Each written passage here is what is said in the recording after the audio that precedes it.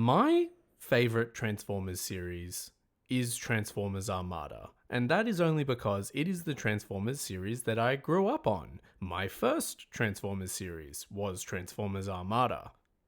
And I know it's not perfect, there are a lot of things wrong with it, but I still remember the day when my mum came home with the Transformers Armada Unicron and plonked it in front of me, and I had the equivalent of a 7-year-old's heart attack. I went nuts. So I was very excited when they started announcing that they would have Armada figures as part of the New Generations line. And I am especially happy to have these guys in my collection now. Welcome one and all to the display case. I'm Nate, and today we're looking at Transformers Armada, Nemesis Prime, and the Air Defense Minicon team, or the Star Saber. Starting out with the front of the box, this is a welcome addition. We get a full sort of panoramic window featuring Nemesis Prime and the Star Saber in all their glory, alongside some Transformers branding and the names. We get some incredible key art of the three Minicons, Runway, Jetstorm, and Sonar on the right side of the box, and then more incredible key art of Nemesis Prime holding the Star Saber on the left side of the box. And I want to take a quick second to appreciate this art because it reminds me heavily of the old Dreamwave comics and artwork that we would get with Transformers Armada.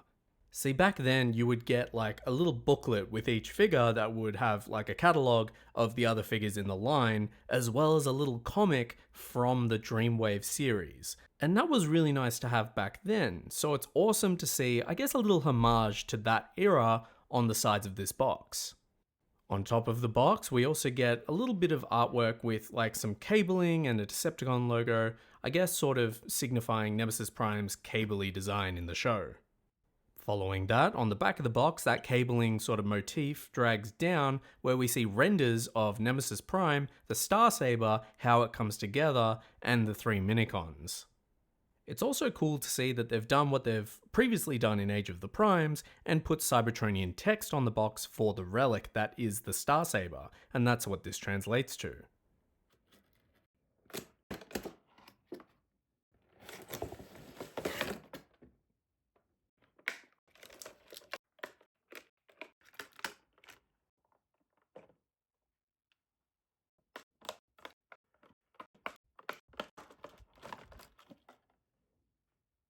So in case you didn't know, Nemesis Prime in Transformers Armada shows up in an episode called Puppet, where the Autobots and the Decepticons are racing each other to Cybertron, and Hotshot and Red Alert get sucked through a portal and land on this random planet, where this guy is waiting for them. Megatron, Starscream, and Demolisher show up as well, and he just proceeds to give them the hands. He beats the Energon out of a Powerlinks Megatron, Hotshot, Red Alert, Starscream, and Demolisher by himself. It ends up taking a newly revived Optimus Prime and Megatron working together with the Requiem Blaster, which is another weapon in the show, to finally put him away. And only then it's revealed that he is actually Sideways, Unicron's sort of henchman in the show, who is actually getting another figure next year. Back to this guy though, as you can see, and in true Nemesis Prime fashion, he is a slight retool / repaint of the previous Commander Optimus Prime figure. Just like in the show, he shows up here in a beautiful deep blue with some light blue and red accents throughout. I really like that the light blue has this sort of metallic sheen to it, adds something extra. By far the biggest change though is this new head sculpt. Now this is representative of when Megatron first blasts him with the Requiem Blaster and he comes back, but his face is a bit mangled. I love how accurately they've sculpted his head. You can see the detail, the wires underneath, and the busted left eye that he has. Unfortunately though, it's a little bit hard to see without good lighting because it is just that one-tone blue, but it still looks cool. On the back, it's pretty much the same story. You can really see that clear red plastic that stands out. They've removed the Autobot symbol, fair enough, and added some silver detailing for the lights. He also comes with Optimus Prime's iconic Ion Blaster from the show, although he doesn't use this in the episode. It is just a mold leftover from Prime. And it is exactly the same as the previous Optimus Prime Blaster. It's not even a different color plastic. So there's that. Another leftover from Optimus Prime is that he comes with the Matrix of Leadership stored within his chest. Now, this isn't appearing in the episode either. It is, I guess, a Unicron Matrix, and it is molded in the same red plastic as his windows. So that means the crystal in the middle is red instead of clear, and the gold paint they've used to cover it is a little bit darker. His best accessory, though, comes in the form of 3 little guys, Minicons, called Runway, Jetstorm, and Sonar, the Air Defense Minicon team. Now, these guys have been built from the ground up to be better versions than the original 2003 Air Defense Minicon team pack. They are the newest in the line of Minicons that Hasbro have slowly been dripping out since, I guess, Wheeljack's Minicon back in that Shattered Glass pack. But these really make me excited for the future of Minicons in this new line. Especially when the designers have subtly hinted at maybe a Minicon pack happening. And when you compare them to the original Air Defense Team Minicons, you can see that they're greatly improved, albeit with a few missing paint apps. Runway seems to have missed his elbow and hip red paint apps, unfortunately. Jetstorm seems to be pretty good actually, he's pretty much like for like to the original toy and to the cartoon. And Sonar seems to be missing the entire gold chest plate that he had in both the toy and the cartoon, which is really disappointing. On top of that, they also seem to have lost quite a bit of detail, namely the Minicon insignias that would be located throughout their bodies. They're just completely not present in the new versions. That and Sonar's kind of lost all of his grid pattern that he had on the original toy, which is really unfortunate. That's sort of a key staple of that character design. Where the new figures lack in paint apps and detail though, they gain in full articulated range, which is awesome. Each one has the same articulation as well, so they all have ball-jointed shoulders that can go out and forward all the way, as well as a hinged elbow that can go 90 degrees. They've also got ball joints for hips that can go forward and out to the side, as well as all the way back, I guess before hitting the plane parts. Not only that, they also have hinged knees that can go down 90 degrees. So their posability is pretty on par with the previous Armada Minicons that we've gotten out of this line, namely Armada Jolt that we got with last year's exclusive pack with Powerlink's Hotshot.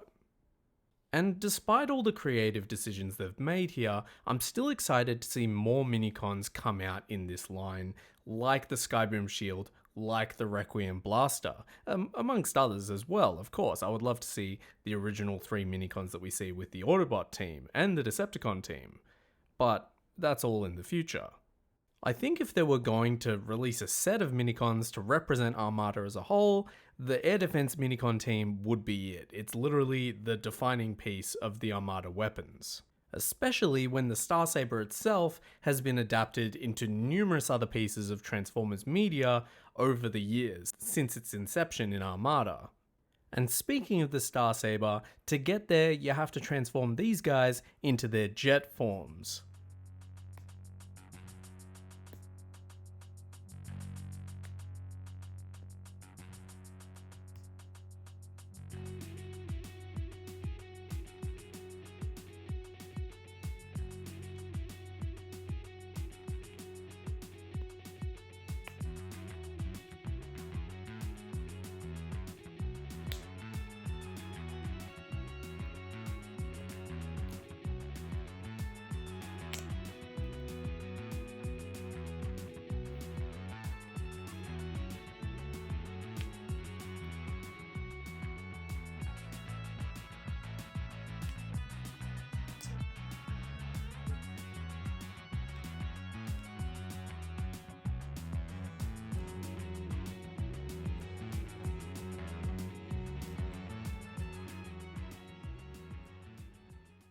And yeah, I will say, besides the previous complaints I made about the paint apps and the detail, these jets are pretty authentic to their original toy and cartoon selves.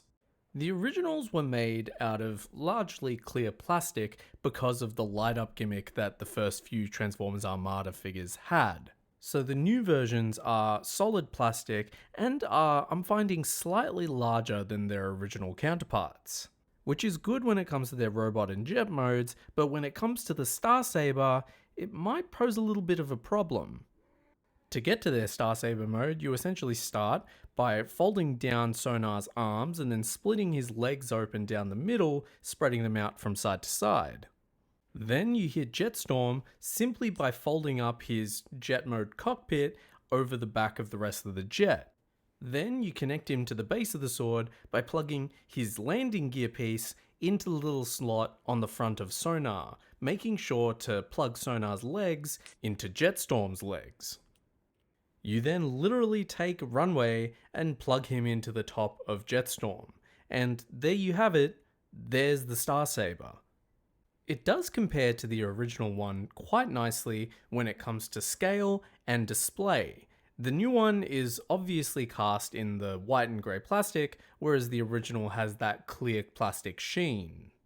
The new one also is about as thick underneath as the old one, which is great news. I do prefer the old one though when it comes to size and proportion. The new one's really big and kinda chubby, whereas the old one has this really lean form factor. But, and this is a big but, the new one has the old one scrapped when it comes to durability. This thing is not coming apart at all. It locks together so nicely and each piece feels tight and secure. If I was to do the same to the old one, it comes apart almost immediately, and I'm so glad they fixed this issue.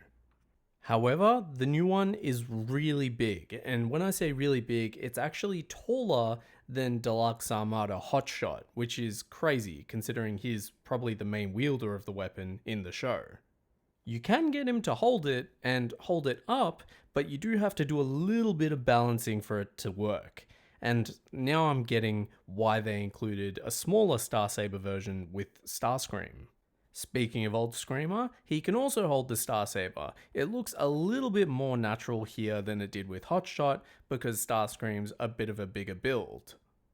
Speaking of bigger builds, it looks even more natural when it's in the hands of someone like Megatron, who's a leader class and really gets the chance to make the Star Saber shine. Unfortunately, old Nemesis here actually doesn't use this version of the Star Saber in the show. He actually manifests a sort of dark version of the Star Saber, which did have its own toy, but it's not these three minicons here. Speaking of Nemesis, naturally he has the same amount of articulation as the Commander Optimus Prime. That being a ball-jointed head that has a little bit limited range of movement, he can rotate and do all the things a regular ball joint can do. Shoulders that can go up 90 degrees as well as rotate all the way around. A bicep swivel. Double jointed elbows. Wrist rotation. Zero waist swivel. Ratcheted knees that can go forwards, backwards and sideways. A 90-degree bend at the knee. And 90 degrees of ankle tilt. So while there are a couple of limitations, I am happy with how Nemesis Prime articulates, just like I was happy with the last Commander Optimus Prime.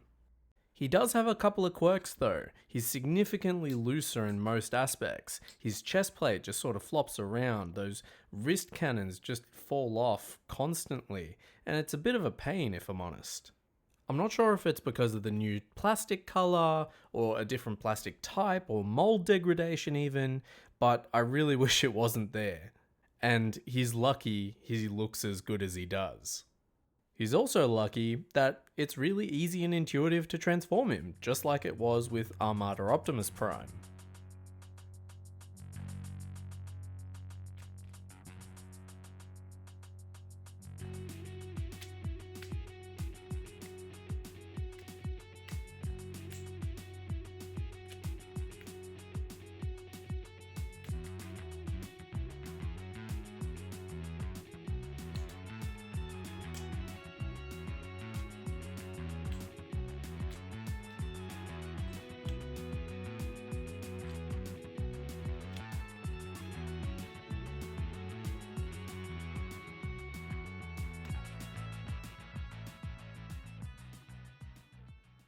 So, the truck mode of this guy is just as good as his robot mode. It's got that nice vivid blue with some nice red headlights and red tinted clear plastic for the windscreen.